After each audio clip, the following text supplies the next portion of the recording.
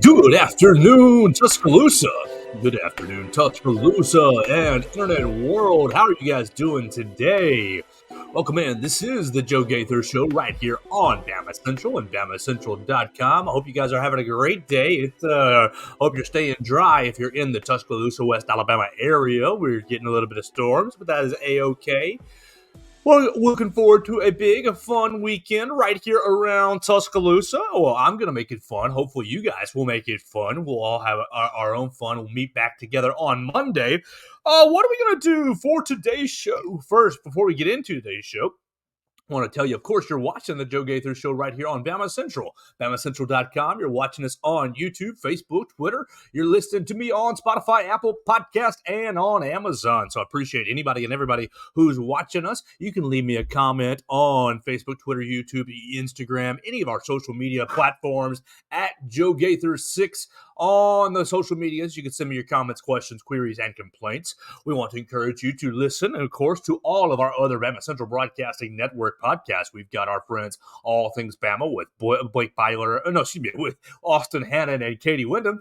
Yes, Blake Byler is with Blue Collar Unplugged. Blake Byler, Matthew Gibson, and Jacob Pickle. And take a quick time out for Matthew Gibson, getting himself another internship working with the Atlanta Braves. Hey, how you doing, Mr. Jeff Wade? Thank you so much for hanging out with us today. Roll Tide as well. Big props to Matthew Gibson, getting himself another internship working with the Atlanta Braves. So if you want to follow Matthew for all Braves coverage, you can do that as well. So there's our BamaCentral Broadcasting Network, All Things Bama, Blue Collar Unplugged, and of course, right here myself, the Joe Gaither Show on BamaCentral.com. I want to thank Cannon Claycomb for joining me yesterday. That was so much fun. Cannon driving back from Chicago to his hometown and really gave us 45 minutes about his career, the Alabama golf program, and just golf in general.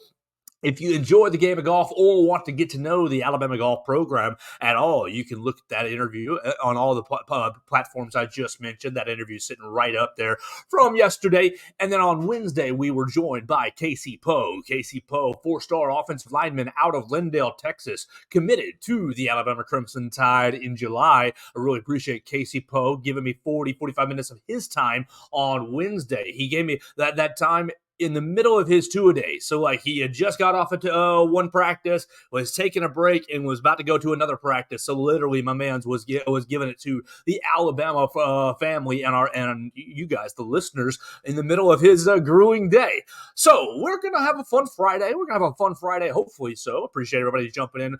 Quick little programming note. If you hear a dog or cat in the background, I'm doing a little experiment letting the kids play today. Not in their cages during showtime. So if you hear that, that is what's going on back there. I love Miss Abby and Mr. Bruce. I just came in from a morning obligation, so those guys are not put away because they need to stretch their legs. If you hear them, it'll just be a little added flavor to the show. All right, so we're going to have fun, and we're going to talk about Alabama football. Duh. It just got started yesterday. The Alabama football team reported on Wednesday, had first practice yesterday. They will go back out to practice, I believe, in 35 minutes. And I don't know if they're going to be out on the outdoor today due to the weather. If the lightning holds off, maybe they stay out there. Maybe Coach Saban pushes their mental capacity just a little bit. But if not, they will be inside the Hank Crisp indoor facility, which is beautiful, and they can practice fully and freely in the Hank Crisp indoor facility. So we're going to talk about what we heard from Coach Saban yesterday. We're going to talk about we hit Nick's kids a little bit on Wednesday after the Casey Poe interview. We heard from Ja'Cory Brooks, Justin Aboigbe, and Deontae Lawson just now from the media podium. That's where I was at the in the indoor, the Naylor Stone media room. We heard from those three players and appreciate all those players giving us their time, and appreciate the Alabama sports information directors making them available to us and having a nice little time for each of them. If you want to watch those in their entirety, you can look them up on the BamaCentral YouTube channel. We've already posted those three media availabilities about 5-6 minutes minutes apiece. And then, of course, Nick Saban yesterday, 15 or so minutes at the podium. And so you can watch all that right there on the BamaCentral YouTube channel. Make sure you subscribe to the BamaCentral YouTube channel. We're covering not only all things football, I mean, yes, all things football, but yesterday I was out at a little Alabama women's basketball practice. And so if you want to catch up with the women's basketball team, they are about to go to Spain. They're going to Spain, and so I got about 5-6 minutes with Coach Christy Curry, and about 4 or 5 minutes with Miss Sarah Ashley Barker and Loyal McQueen. Those can also be seen on the BamaCentral YouTube channel. Really, if you're not subscribed to BamaCentral on all our platforms, you're missing out on Alabama coverage. What do we want to start with? Okay, so Coach Saban, let's start with the quarterbacks because that's what everybody wants to know. Frankly, I'll be honest with you guys. I don't care about the quarterbacks anymore. I don't care about the quarterbacks anymore because I know how I said it, 2 weeks ago? The boring answer is in Coach Saban, we trust. But really, in Coach Saban, we trust. I know I've been on the Jalen Milroe train most of the summer, and if Jalen wins the job, I think you're going to have a good, solid quarterback. Look, whoever wins the job, I think you're going to have a good, solid quarterback because of the competition. It's not like Coach Saban brought 3 guys off the street, 3 high schoolers off the street saying who's going to win the job. No. Everybody, all 5 quarterbacks who are in the room right now all have skill sets and really qualities that Coach Saban likes and wants from his quarterback. It's just going to be, yes, who is, Coach Saban said it yesterday, going to take the bull by the horns. Who's going to grab the ball? Who's going to be the one to say, you know what, I'm the leader. I'm trying to lead everybody in the right direction. I'm trying to get everybody to adhere to the process. I'm getting everybody in and out of the huddle quickly and efficiently. I'm barking orders at the offensive line, making sure the wide receivers know where they're supposed to line up, this, that, and the other, and just taking general charge of the team.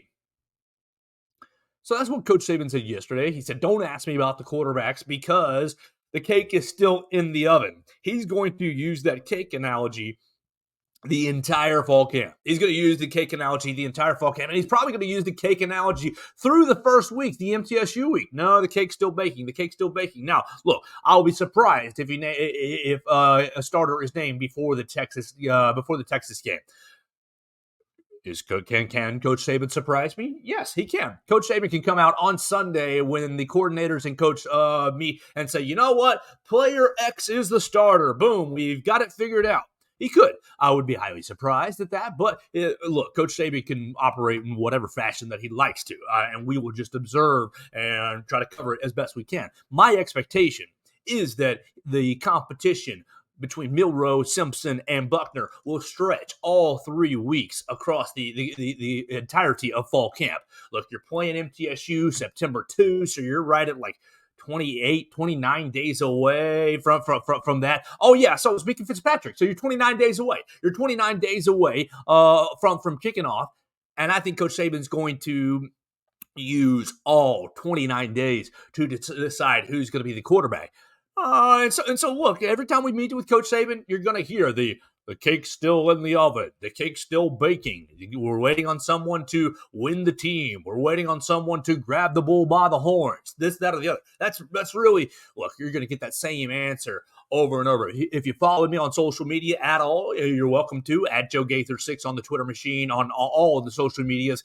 Before the press conference, I put up the little photo of the Nick Saban podium, and we're sitting there. And look, I hope you can pick up that I was being sarcastic with my tweet. I said that Coach Saban was going to come in there, name the starting quarterback, give out the depth charts, and talk all about the game plan for MTSU. No, that ain't Coach Saban's style. That ain't what he's going to be doing. He's going to be keeping that as close to the vest as possible. Really, I think throughout the entirety of fall camp, and that is his prerogative as the head coach. So what did Coach Saban actually say yesterday? Yesterday, Coach Saban talked about the fact that back up. Yesterday, his main thing when he opened up the press conference was talking about few plays make or break a season. few plays make or break a year, and you never know. Obviously, you never know when those plays are going to come. The age-old adage: you got to play every play like it's your last. Coach Saban told the media that he got the team together and put on a cut-up tape of last year's season, putting on a cut-up tape from, hey, these 4 or 5 plays, you guys did really, really well during crunch time, and obviously we won these games during crunch time, but equally, these 4, 5, 6 plays, you did horribly. You did ugly. You botched. Coach Saban probably used a lot of colorful language when describing those. We won't use that on the program. But he highlights other just negative plays in close games. Obviously, look, I don't have to remind you guys losing to Tennessee and losing to LSU. Losing to LSU, I mean, both those games just drives you absolutely bat bleep, just drives you nuts from a fan standpoint because of the few plays, the 1 or 2 plays that could have gone the other way. I mean, goodness gracious. Brian Kelly says, "Oh, we're going for 2. We're make or breaking this to try to." I mean, I think Brian Kelly knew that he had Alabama on the ropes. Oh, we're going for 2. If we don't get it, then it's okay. We did our best here against Alabama. Look, Alabama, Jahmyr Gibbs, the ball's right in your hands. The ball is right in Jahmyr's hands to put the ball down on the 5-yard line against Tennessee and hopefully just set up a chip shot kick for Will Reichert. No, you drop the ball and you end up turning the football over, and boom, Tennessee goes right down the field, and the rest is history. I don't need to remind you. Painful, awful, disgusting. And then not only that, 17 penalties in that Tennessee game, 17 or 18 penalties in that Tennessee game. Just mind-blowing execution in those games. Look, I know Tennessee fans are celebrating like they have never celebrated before, and I know LSU fans think that they probably are the kings of the West. Look, they are the kings of the West. They won the SEC West in a down year in the West. Let's all be honest. They won the SEC West in a down year, and yes, Tennessee did beat Alabama, but it took every bit of a miracle, a miracle for both those teams. To beat Alabama. And look, I'm not one to sit here. I will never sit here and say the refs did this, the refs did that. This game was rigged. This game was, anything like that. Nope. But what I will say is, it just shows you how, after 99% of the losses, maybe the only one I can think of is the Clemson national championship game, the 44-17 national championship game that Trevor Lawrence, you tip your hat off. They blew Alabama out. But other than that, 99% of the games that Alabama has ever lost in the Nick Saban era have been Alabama issues. Oh my gosh, Johnny Manziel running around, running around making miraculous plays. Alabama issues. Yes, congratulations, Johnny. You won that game and won the Heisman Trophy. And the news that has come out today surrounding Johnny Manziel is rather heartbreaking. If you hadn't seen it, he apparently attempted suicide in, looks like it was 2016, when he was cut from the Cleveland Browns. Heartbreaking. I hope that you get everything worked out for yourself. But every time, even LSU 2019, Joe Burrow, the best team ever, blah, blah, blah, the best team in the world, blah, blah, blah. And they were a great team. They are a great team. You had the Tua fumble in the first half. You gave up I'm pretty sure you gave up a punt. You fumbled a punt return. You had an interception, like everything that Alabama, most always, all the losses are on Alabama. So to wrap this up and make it into a nice little point, Nick Saban yesterday, meeting with the players for the first time, shows highlights of, here's what you guys did poorly in these close games. Here's the execution errors. Here are the penalties that you committed. Here are the turnovers that you committed. Now, granted, Did the officials blow the whistle too early on the fumble against Tennessee that probably could have set Alabama up to slam the door shut? Yes, I agree. I do think that is a reasonable argument. But the fact of the matter is, we do not play with or against the officials. So Coach Saban emphasizing a return to detail, emphasizing a focus on play in, play out execution. Each play has a life of its own, and appreciating the value of that life. Look, every single play, like you all think, oh, extra point, mundane, we don't care. you will care if that extra point snap goes over the kicker's head and it gets returned for 2 points for the other team. Like every single play has a massive impact on the course of a game. So, that being said, Nick Saban emphasizing the details, emphasizing the importance of every single play in the life of a game yesterday in front of the media. Now, he goes on and continues, and if you want to read everything that he said, you can read it right there on BamaCentral.com. Our Lady Katie Wyndham really did a great job covering yesterday's press conference. I was just kind of hanging on her coattails. She did a great job hanging on his coattail. Great job covering his press conference. So let's talk about funny thing. Coach Saban was in a funny mood yesterday. Coach Saban was cracking jokes at us, the media. Coach Saban, it seemed like he had I love you, Stephen M. Smith, touchdown Alabama, but he seemed like he already kind of had a planned joke on Stephen, and it came off beautifully. If you hadn't seen the press conference, about 11 minutes into it, Stephen M. Smith asked a good question, and Coach said, I thought you were going to ask me a Knicks kids question. And Stephen was confused for just a moment. Well, yesterday you asked me a football question at the Knicks kids event. I thought you'd ask me a Knicks kids question here at the football event. He looked at him Coach looked at him deadpan like he was serious. And then Coach cracked up. He had his hand over his face. He cracked up, and he goes, I'm just kidding. And then he gave Stephen a great answer because he is a pro. Look, Coach is, I don't want to say mellowing out, but I think he's showing, I think he's starting to realize that you don't always have to be a hard ass in the media. You don't always have to, be abrasive, and I don't really think that that's a great word for him. I don't really think that's not really a good word. You just don't always have to be. It's not really combative, but maybe territorial with his information. Look, yesterday, Coach showing his personality at the end of the press conference, asking the media, "How did I do?" and smiling all big. I think Coach is really just realizing, or is really just moving into a stage of life where I think he's just trying to enjoy everything. I think he's trying to enjoy everything that he's built. People ask him, "Oh, Coach, when will you reflect? When will you stop and look and kind of enjoy everything that you've built so far?" I think he's doing that right now. I think Coach is showing us as a public, as Alabama fans, as people following college football, however you fall into, that you can not only maintain high standards for yourself, Coach is obviously doing that, but you can also have fun while doing it. I think Coach is showing, look, I think Coach has a lot of fun on the practice field, and we don't really get to see a whole lot of that because of the practice access. And that's okay, but I think he has a lot of fun in that area. I think Coach Saban has a good time in the meeting room watching film with coaches. I think that that's a place where he enjoys himself, and I think that Coach is really trying to show or find the enjoyment in dealing with the media. Look, we don't want to ask dumb questions. I don't want to waste your time, Coach. I don't want to, look, and I don't really want to expose your game plan. What are y'all going to run the wishbone this year?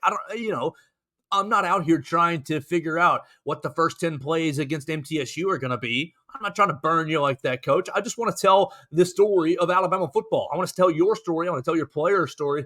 And I think the Coach is really kind of starting to, over the last 2-3 years, really post-pandemic, lighten up and loosen up with the media. Look, it really struck me. Really struck me after the 21 national championship game, losing to Georgia, where Coach Saban stops Bryce Young and Will Anderson and brings them back on the podium and says, these guys really have worked so hard. These guys have really, given their all to Alabama and exemplified what the A means, exemplified what the process means, and basically given the fatherly stamp of approval. He said, I'm so proud of these guys, even though we didn't win a national championship, this, that. And golly, that moment to me was like, oh my gosh, Coach is showing his real side to the media. Coach is showing who he really is to the media. And so you saw a little bit more of that yesterday with the opening press conference of fall camp. Now, look, we're not out there for fall camp. They're not even in full pads yesterday. They're in helmets, and I think they were in shoulder pads. It looked like they had shoulder pads on, but they weren't. There were no leg pads on. It was all, acclimation, getting ready to put the pads on and getting ready to play real hard. And so look, yesterday it's hard to tell anything. So Coach Saban's not going to come in there and be like, "Well, we had a great practice. Well, we had a terrible practice." It's kind of a feeling out practice, and I think that was pretty well accomplished. Coach did compliment the players because, oh my gosh, it was brutally hot yesterday. If you are not living in the West Alabama area, I'm sure it's warm wherever you are. I respect your culture and your temperatures and all kinds of, whatever your climate is. But good gracious, yesterday was, oh, it was brutally hot. It was disgustingly hot. I mean, I was not doing anything physical. I was not doing anything physical. I was walking from the car to the through the parking lot to different places, not really doing anything, and I'm drenched in sweat. So for those guys to be out there for however many hours, I think it were 2:30 to 4:30, 2 hours or so. Golly, 2 hours running around in the heat, and then to top it all off, not only was it just scorching hot and humid, the sky broke open towards the end of the end of camp or at the end of practice yesterday. They probably spent their last 10 minutes in a torrential downpour. You could hear it in the media room as we were waiting on everybody. It was just pouring down rain. And so I don't know, those guys probably thought it was awesome after the heat, but still just a mental thing, for the guys to overcome. And coach really complimented his players in their mental approach to practice yesterday, given the heat, given the the newness, given that, okay, we're trying to get everything started for the new year. I think he was very complimentary of his players yesterday and their approach to practice yesterday. All right, so let's talk about what we heard today. And we'll kind of wrap this bad boy up at about 25, about the 40, 45 minutes or so today. That'll kind of be our goal. Again, you're watching the Joe Gaither Show on BamaCentral. Follow us at BamaCentral.com. You can read all of our work. Everything that I'm talking about right now is pretty much written about on BamaCentral.com.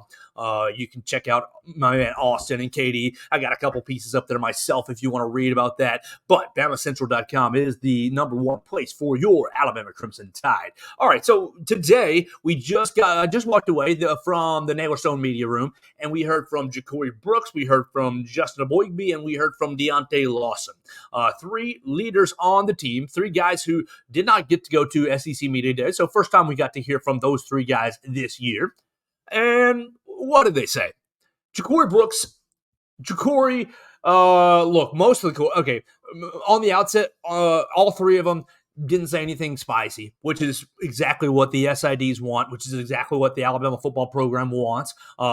Nothing, no headlines, no bulletin board material for anyone. No Jeff Banks. Oh my gosh, I don't know if we've talked about that. Jeff Banks, the Texas special teams coordinator at Big 12 Media Day, saying that coming to Tuscaloosa is just like going to Kansas or Kansas State, but there's more people in the stands. I'm sorry, Jeff. You coached here in Tuscaloosa for what, 3 years, 2 years, 3 years? You know that 100,000 people in Bryant-Denny Stadium is a good bit different than the crowds that they're drawing at Kansas State and at Kansas. I mean, how foolish is that? Come on, Jeff Banks. All right, but getting back to today, Ja'Cory Brooks, Justin Aboigbe, and Deontae Lawson, all three of them, very complimentary of all their teammates. Anybody they got asked about, how about Johnny Player X and Johnny Player Y?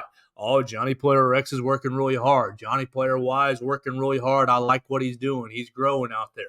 Nobody really had anything that spicy to say. But what's interesting to me, and maybe it's coach speak, maybe it's player speak, maybe it's just your media speak. Ja'Cory Brooks gets asked about being the wide receiver one. Who's going to be the wide receiver one? Will y'all have a dominant wide receiver? And Ja'Cory says, no, we're not really looking for an alpha wide receiver. We're looking for a complete wide receiver room. And so I wonder, I kind of put a couple numbers together. You have to go back to last year. 2022, and then 2017 are the last two times Alabama has not had a 1,000-yard receiver in a year. Last year, obviously, Ja'Cory Brooks and Jermaine Burton were your two leading receivers. I think they were just over 600-700 yards apiece. And then, 2017, Calvin Ridley almost hit the 1,000-yard mark. I think he was at 950, 960, something right there. So he missed it by just a hair. Alabama's been throwing the rock to a dominant receiver for a long time. Well, it goes back to Julio. Now, Julio never didn't put up the monstrous numbers, get the monstrous numbers that some of the other receivers have, like Jerry Jeudy and Amari Coopers have had it throughout their time. Devontae Smith have had throughout their time. Hey, boys and girls. Hey, we're going to stop that. Yeah, thank you. Apologies. The kids are playing, and we love the kids, but that's all right. Okay, so so you don't have a 1,000-yard receiver for the first time since 2017, and you've often had a pretty main target throughout the course of your time here in Tuscaloosa, throughout Nick Saban's time here in Tuscaloosa. Of course, you have the year where Marquise Mays is probably your number one. You have the year where Ardarius Stewart is kind of your number one. And of course, you don't really have a dominant guy, but the teams look a lot different during that year. Derrick Henry take us to the promised land.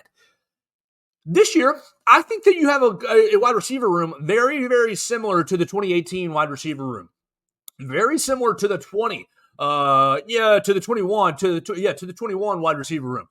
Look, Ja'Cory Brooks, you got to be the dog. You got to be the dude. Ja'Cory's going to be the most relied upon wide receiver. I think he has the best skill set of all of them, just as far as total skill sets, just as far as hands, route running ability, physicality, knowing what to do, consistency. I think he has the most complete package, but he doesn't have the most complete ceiling. I think Malik Benson, you've heard me talk about Malik Benson over and over and over again, has the best chance to impact games at the highest level for this Alabama team. What Ja'Cory highlighted today was wanting to have a complete wide receiver room. And so I picture you this, or play along with me for this. As the kids are getting out of control, and we're about to have to do a little pause. Picture me this. You've got Ja'Cory Brooks out there on the outside. You put Jermaine Burton on the other side. You put Malik Benson in the slot, and you've got Isaiah Bond and Isaiah Bond, Kobe Prentice. You've got all kinds of just young wide receivers, Kendrick Law coming off the bench, ready to step in there. And then you got C.J. Dupree, kind of a pass-catching tight end. Not kind of, a real pass-catching tight end. Probably your first pass-catching tight end that you've had in Tuscaloosa since Irv Smith departed. Do you really need a dominant Amari Cooper type wide receiver if all the wide receivers are playing at the top of their level, at their capability? I don't know that you do. I think that Ja'Cory might be exactly right, because it becomes, let's be honest, when Amari was out there, everyone knew Blake Sims was trying to find Amari Cooper.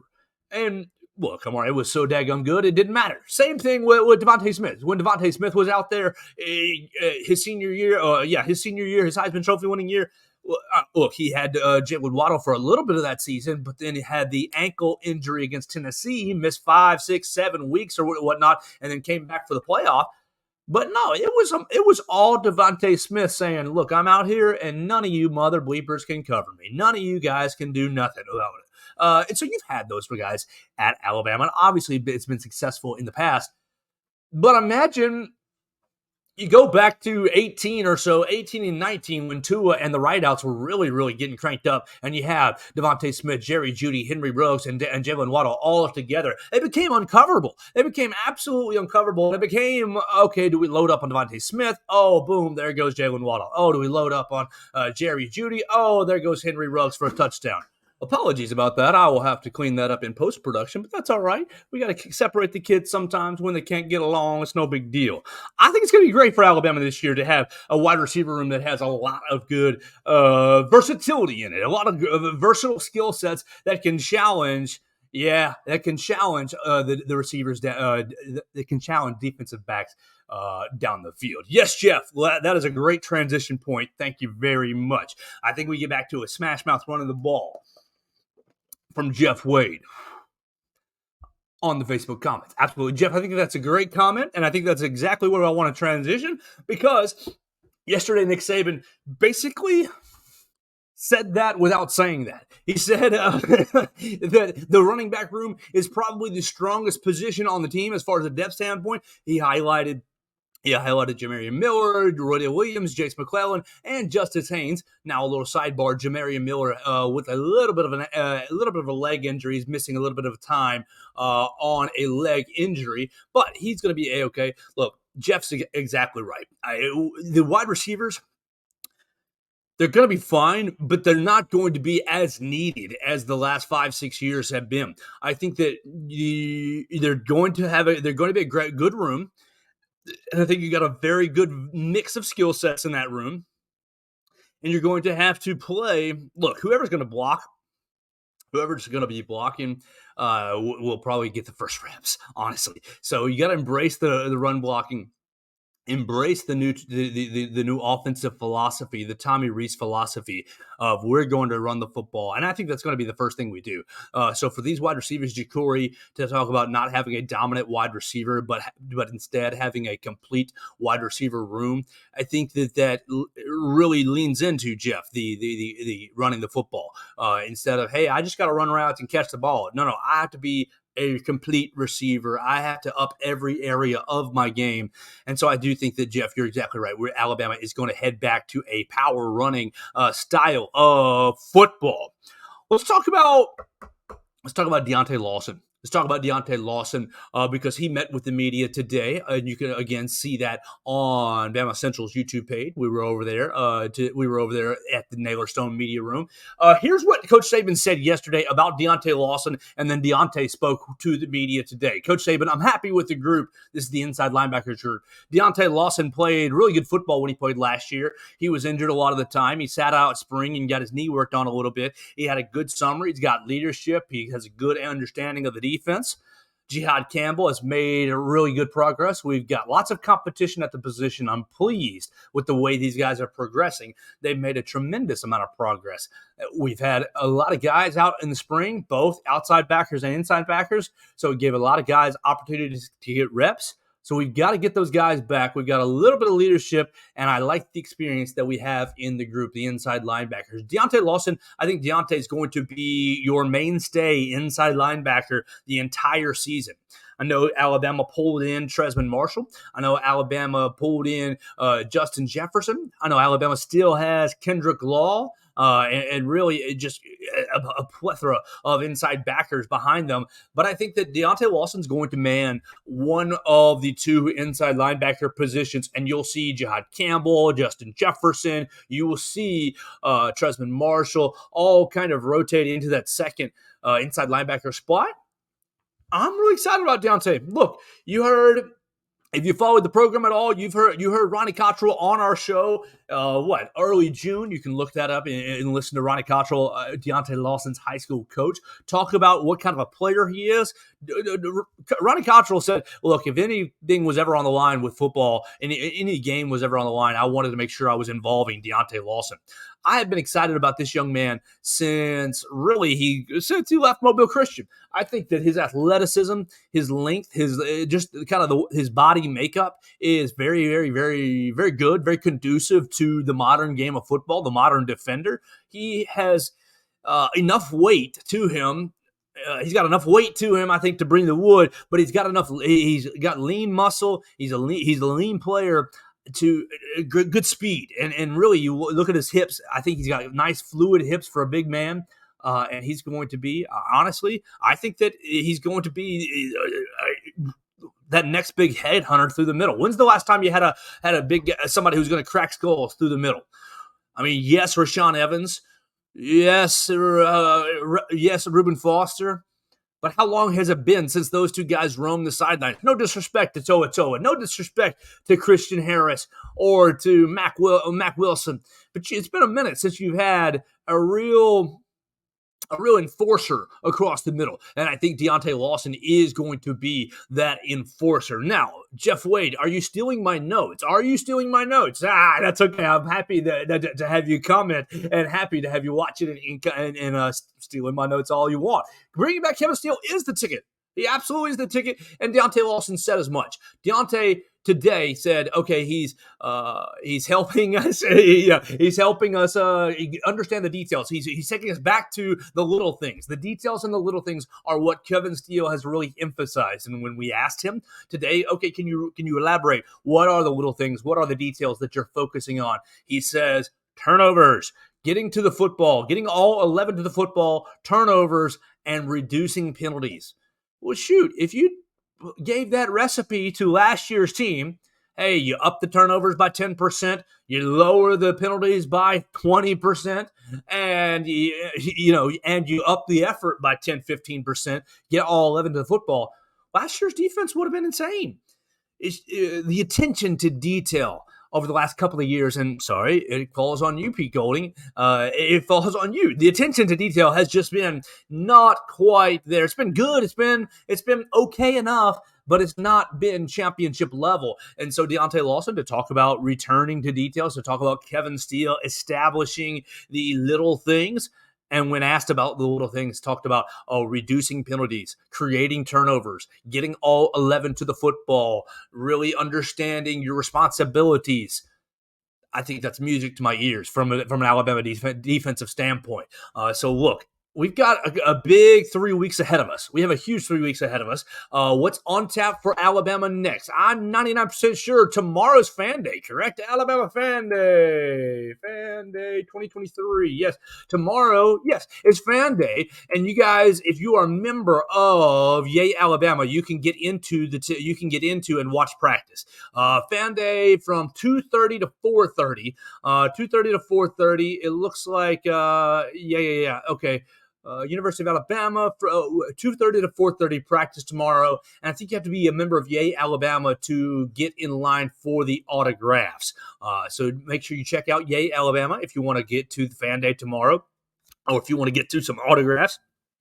I'll be there with my friends Austin Hannon, and we will we'll watch practice. I'm sure the coach will keep the practice as vanilla as possible, but that is okay. I don't mind. I'm just excited to see the team and to see actual action. I believe we probably won't see any more action in any other capacity until the team takes on MTSU. So Saturday we'll be doing Fan Day. We'll be doing kind of reporting what we see in practice, 2:30 to 4:30 over in Bryant-Denny Stadium. Encourage you guys to get out to Bryant-Denny Stadium, be a part of Fan Day if you guys can, if you don't have anything else to do. And then Sunday we're going to talk to both the coordinators. It'll be the first time, it'll be the only time that we get Kevin Steele and Tommy Rees all year long until, ideally, we make a college football playoff. Or then we'll get to hear from them again. If you guys have any questions or comments for Tommy Rees or for Kevin Steele, drop them in my social medias at JoeGaither6. You can DM me, you can tweet me, you can Facebook me, whatever you like on any of the social medias, Instagram, Facebook, Twitter, at Joe Gaither6 right there. So that's going to be kind of our weekend plan. We're going to talk to Tommy Rees and Kevin Steele, and then we'll also hear from Coach Saban again. He's kind of going to lead the proceedings on Sunday, and that'll basically be our weekend. It'll be all Alabama football mode. Look, school starting, I think, in 2 weeks. Practice is already underway. We'll get full pads, I believe, early next week. I'm very, very excited about everything. So look, everybody, enjoy your weekend. Stay dry. Try to get to Fan Day. Try to get to Fan Day on Saturday. Follow us at BamaCentral.com. Follow all of our Bama Central broadcasting podcasts. We've got myself, the Joe Gaither Show on Bama Central. We've got Blue Collar Unplugged, Matthew Gibson, Blake Byler, and Jacob Pickle. And we've got All Things Bama with Katie Wyndham and Austin Hannon. Of course, the man, the myth, the legend, Chris Walsh runs it all. You can follow Chris Walsh at Writing Walsh on the Twitter machine. Let him know how good or bad I'm doing, and you can tell him to fire me or promote me, whatever you like. That is no problem. That's going to do it for my show today. You can watch us, as always. You've been watching on YouTube, Facebook, and Twitter. You can listen on Spotify, Apple Podcasts, and on Amazon. Tell a friend about the program. We had Cannon Claycomb, Alabama golfer, and Casey Poe, Alabama lineman commit, on the show this week. We'll try to bring some interesting guests to the show next week. So that's going to do it for me. I'm gonna get out of here. I got to write myself a recruiting rundown. Alabama, we're going to see oh gosh, I didn't even talk about recruiting. Tomorrow, Amari Jefferson. Is he going to Alabama, Georgia, or Tennessee? That's going to be an interesting one. I think he's kind of fit third, 33% in all three categories. And obviously, we're watching KJ Bolden. Probably going to go to Georgia or Auburn.